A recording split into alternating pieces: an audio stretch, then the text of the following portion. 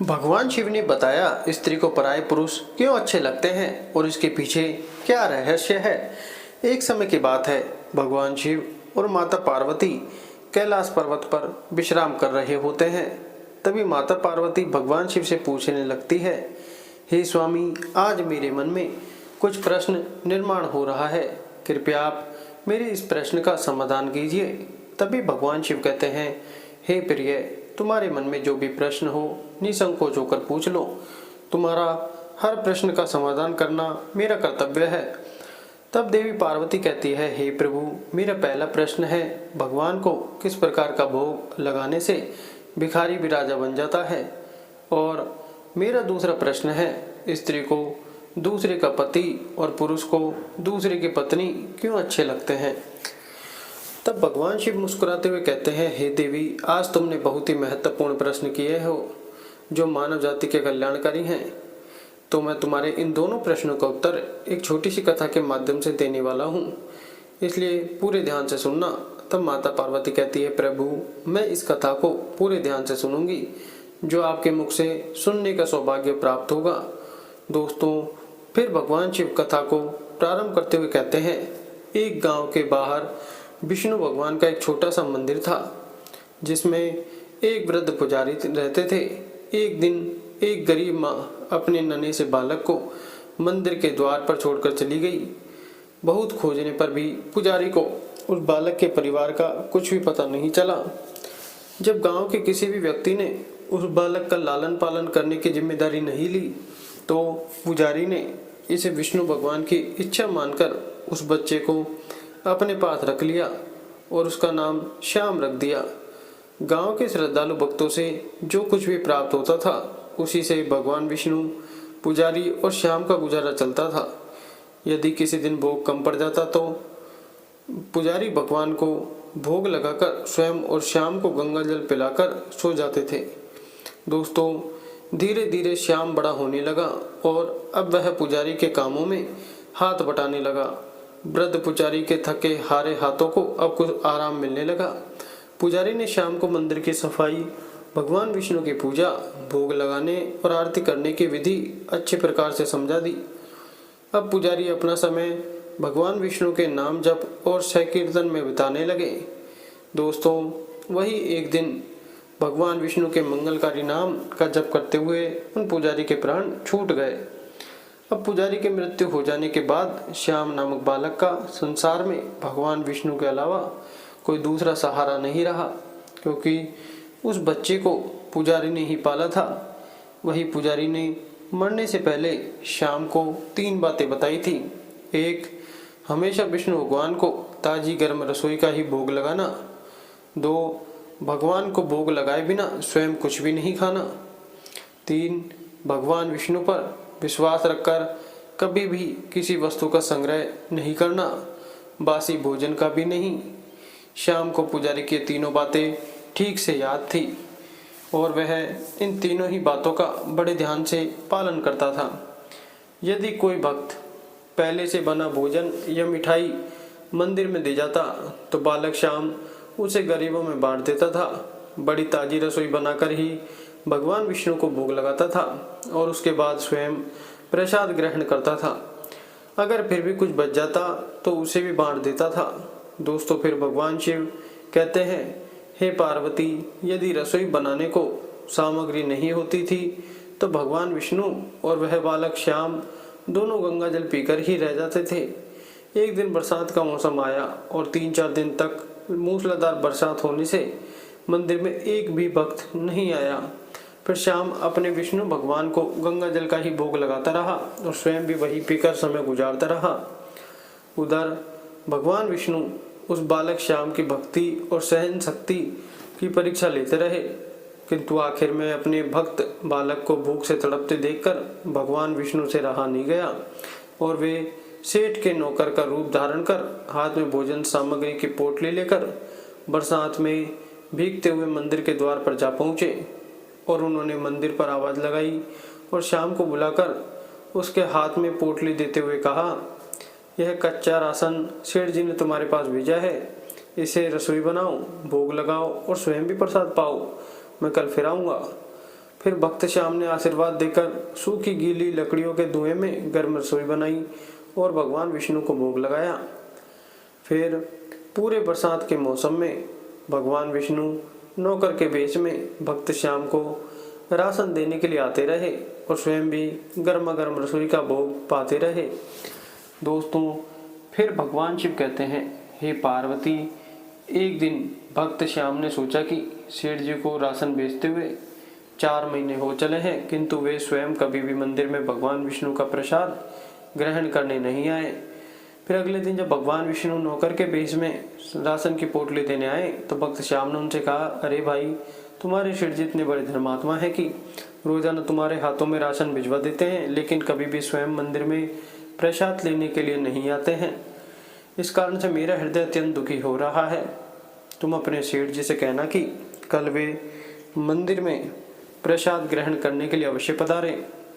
तब भक्त श्याम की बात सुनकर भगवान विष्णु चौंक कर घबरा उठे और बोले, अरे पुजारी जी, सेठ जी मेरे द्वारा आपको राशन बेचते हैं, आप इससे भगवान को भोग लगाते हैं और स्वयं भी प्रसाद पाते हैं, फिर सेठ जी को बीच में बुलाने की क्या जरूरत है? जैसा चल रहा है वैसा ही चलने दीजिए। दोस्तों, फिर भगवान शिव कहते हैं, हे पार्वती, फिर वह श्याम कहने लगा, ऐसा कैसे चलने दूं? आपके धर्मात्मा सेठ जी इतने दिनों से सीधा भेज रहे हैं, क्या मैं उन्हें भगवान का प्रसाद देने का अपना कर्तव्य भी पूरा ना करूं? मैं किसी का उधार खाने वाला नहीं हूं। अपने सेठ जी से कह देना, यदि कल वह भगवान विष्णु का प्रसाद ग्रहण करने के लिए नहीं आए तो मैं उनका सीधा लेना बंद कर दूंगा। दोस्तों, फिर तो नौकर बने भगवान विष्णु अपने भक्त श्याम की अकड़ को देखकर एकदम से कांप उठे और मनी मन हंसे कि वाह बेटा, आज तो लेने वाला ही देने वाले पर दोष दिखा रहा है। लेकिन सरल हृदय भक्त के मनोभाव पर रीझ कर भगवान विष्णु बोले, ठीक है पुजारी जी, कल सेठ जी मंदिर में प्रसाद ग्रहण करने जरूर पधारेंगे। वही दूसरे दिन बड़े सवेरे ही भगवान विष्णु नौकर के वेश में दूध, दही और बहुत सारी भोजन सामग्री लेकर के मंदिर पहुंच गए। वहीं श्याम चौंक कर बोला, भाई, आज इतना सारा सामान किस लिए लेकर आए हो? तो नौकर बने विष्णु भगवान बोले, पुजारी जी, क्या आप भूल गए? आज आपने सेठ जी को प्रसाद के लिए बुलाया है, इसलिए आप शक्कर की रसोई बनाइए और भगवान विष्णु को भोग लगाइए। तब वही नौकर बने भगवान विष्णु कहने लगे, हे श्याम, यह तो बता दीजिए कि सेठ जी को किस समय आना है। तो श्याम ने प्रसन्न होकर नौकर बने भगवान विष्णु को सेठ के आने का समय बता दिया। अब इधर उधर तो भक्त श्याम रसोई तैयार करता है और इधर भगवान विष्णु अपने भक्त श्याम की इच्छा पूरी करने के लिए सेठ का रूप धारण करने लगते हैं। दोस्तों, इधर अपने स्वामी को एक प्यारे भक्त के यहाँ जाने का समाचार सुनकर माता लक्ष्मी भी भला कैसे पीछे रहती। वे भी भगवान विष्णु की आज्ञा पाकर सेठानी का रूप धारण करने में जुट गई। भगवान विष्णु ने एक मखमल का सुंदर कुर्ता धारण किया और ऊपर से एक सुंदर रंग बिरंगी पगड़ी बांध ली और अपने पैरों में रेशमी जूतियां पहन ली। इधर लक्ष्मी ने अपने पतिदेव के नगर में बनी हुई सुंदर बनारसी साड़ी निकाल कर पहनी, जिसका रंग सेठ बने विष्णु के कुर्ते से मेल खा रहा था। लक्ष्मी ने सोने, चांदी, हीरे के जगमगाते हुए आभूषण धारण कर लिए, पैरों में सुंदर चरण पादुकाएं पहन ली और तैयार हो गईं। एक दूसरे को निहारते ही रह गए, क्योंकि दोनों एक दूसरे को देख करके निहाल हुए जा रहे थे। इससे पहले उन्होंने कभी एक दूसरे का ऐसा सुंदर रूप नहीं देखा था। दोस्तों, फिर भगवान शिव कहते हैं, हे पार्वती, जब भगवान विष्णु और लक्ष्मी सेठ सेठानी का रूप धारण करके अपने भक्त के यहाँ दावत खाने चले तो ऋषि मुनि देवता आदि भी उन्हें देखकर अचंभित से रह गए। वहीं सेठ बने भगवान विष्णु अपने हाथ में ली हुई छड़ी को अदा से घुमाते हुए पृथ्वी पर टेकते हुए चल रहे थे और उनके पीछे पीछे बगल में परस दबाए अपनी चरण पादुकाएं से टक टक और पायल की छन की मधुर ध्वनि करती हुई लक्ष्मी माँ सेठानी बनी हुई चली जा रही थी। दोस्तों, इधर भक्त श्याम सुबह से ही सेठ जी के स्वागत में भांति भांति के पकवान बनाने में जुटा था। अपने भगवान विष्णु का भोग तो वह चलते फिरते बना लेता था, किंतु आज उसे कई महीनों से भगवान का भोग लगाने के लिए सीता भेजने वाले सेठ जी को भगवत प्रसाद देना था। इसलिए उस भक्त श्याम ने रसोई बनाने में अपनी सारी पाक कला झोंक डाली थी। सुंदर और स्वादिष्ट हो वही सेठ जी के द्वारा भेजे हुए चावल धो करके भक्त ने खीर बनाई, उसे धीमी आंच पर पका करके गाढ़ा किया और उसमें सेठ जी के द्वारा भेजे हुए पिस्ते, बादाम, केसर और किशमिश डाले। वही मिर्च और अदरक को कूटकर उसे बाजरा, बेसन और गेहूं के आटे में भर भर कर मोटे मोटे मिर्चें टिक्कर बनाई। दोस्तों फिर रसोई बनाकर भक्त श्याम स्नान करने चला गया ताकि स्वच्छ वस्त्र पहनकर भगवान विष्णु को भोग लगा सके और उसके बाद में सेठ जी को उनका प्रसाद दे सके। दोस्तों फिर भगवान शिव कहते हैं, हे पार्वती, जब भक्त शाम को स्नान करके लौटा तो उसने देखा कि सेठ जी प्रसाद ग्रहण करने के लिए स्वयं तो आए ही हैं, साथ ही अपनी सेठानी को भी लाए हैं। श्याम ने तुरंत ही दोनों को राम राम की और उन्हें आसन देकर बिठाकर बोला, मैं भगवान विष्णु को भोग लगा कर आता हूँ, फिर आपको प्रसाद परोसता हूँ। दोस्तों वहीं भगवान विष्णु जो भावना के भूखे थे, उनकी भूख सहन नहीं हो रही थी, इसलिए वो बोले, पुजारी एक काम करो, भगवान को जल्दी से भोग लगाइए, मुझसे भूख सहन नहीं हो रही है। दोस्तों सेठ बने भगवान विष्णु की बात सुनकर भक्त श्याम बोला, देखो सेठ जी, भूख तो मुझे भी जोर से लगी है, किंतु मैं अपनी भूख के कारण भगवान को भोग लगाना नहीं भूलता। इधर सेठ बने भगवान विष्णु एक पत्तल उठाते हुए बोले, पुजारी जी आप भोग लगाइए, मैं पत्तल परोस लेता हूँ, मुझसे भूख सहन नहीं हो पा रही है। दोस्तों फिर भक्त सेठ बने भगवान विष्णु को डांटते हुए बोला, सेठ जी, भगवान के काम में न जल्दबाजी चलती और न कंजूसी, इसलिए चुपचाप इंतजार करो जब तक मैं भगवान विष्णु को भोग नहीं लगा देता। आप रसोई के पास भी नहीं भटक सकते, चुपचाप इधर बैठ जाइए और ओम नमो भगवते वासुदेवाय का जाप करते रहिए, मैं अभी आता हूँ, फिर आपको पेट भरकर भोजन कराऊंगा।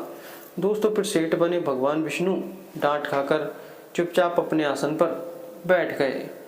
सेठानी बनी लक्ष्मी जी उनकी यह दशा देखकर अपनी हंसी मुश्किल से रोक पाई। जैसे ही भक्त श्याम पत्तल में सामग्री लेकर भगवान को भोग लगाने मंदिर में गया, भगवान विष्णु लक्ष्मी जी को मौन रहने का संकेत करते हुए चुपके चुपके पैर रखते हुए रसोई में पहुंच गए और एक एक व्यंजन उठाकर खाने लगे। दोस्तों भगवान विष्णु प्रसाद को खाते ही चौंक गए, क्योंकि खीर में चीनी की जगह नमक भरा हुआ था और सब्जियों में चीनी।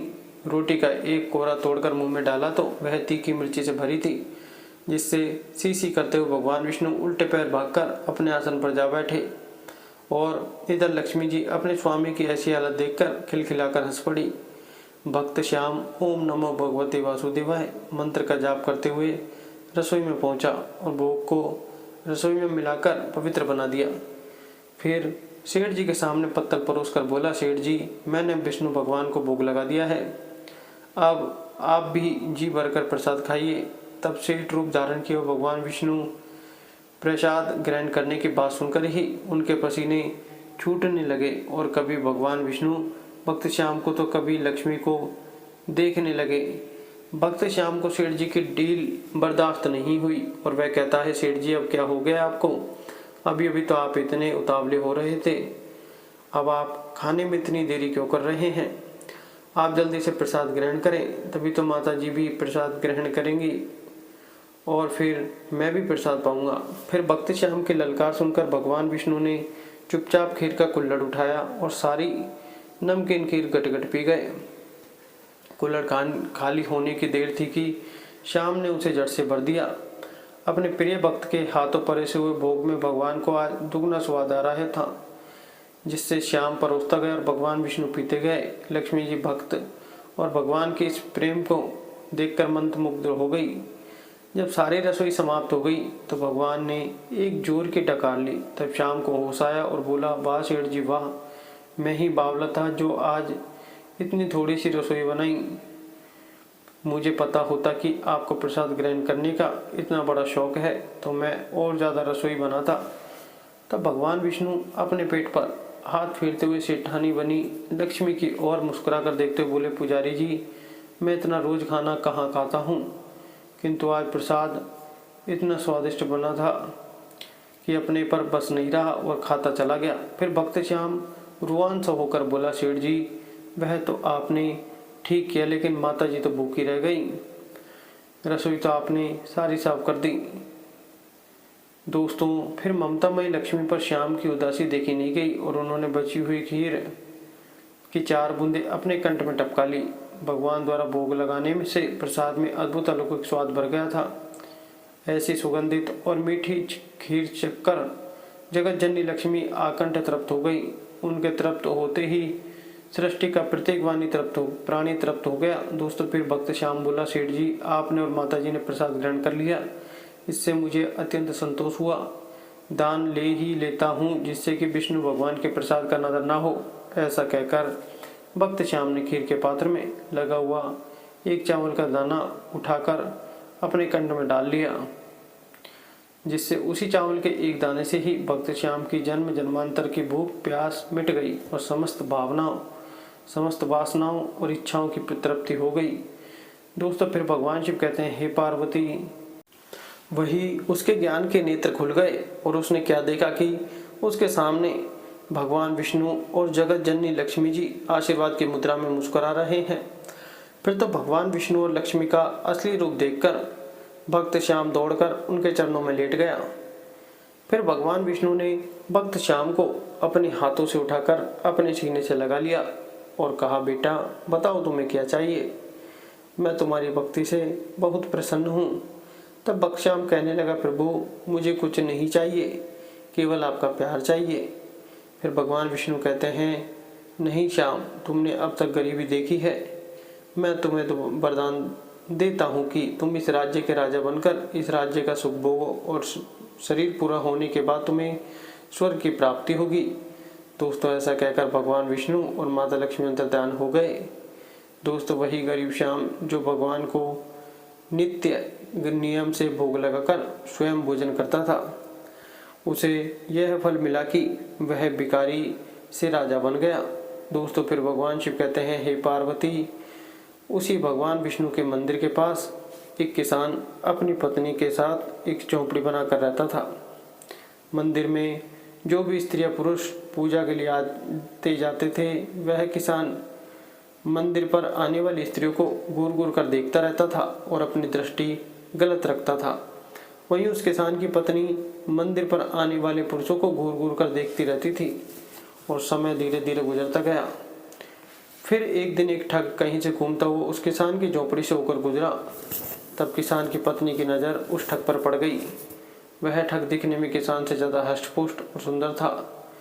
देखते ही देखते किसान की पत्नी उस ठग को अपना दिल दे बैठी और मौका पाकर किसान की पत्नी ने उस ठग से कहा, मैं तुम्हें बहुत पसंद करने लगी हूँ, तुम मुझे अपने साथ ले चलो।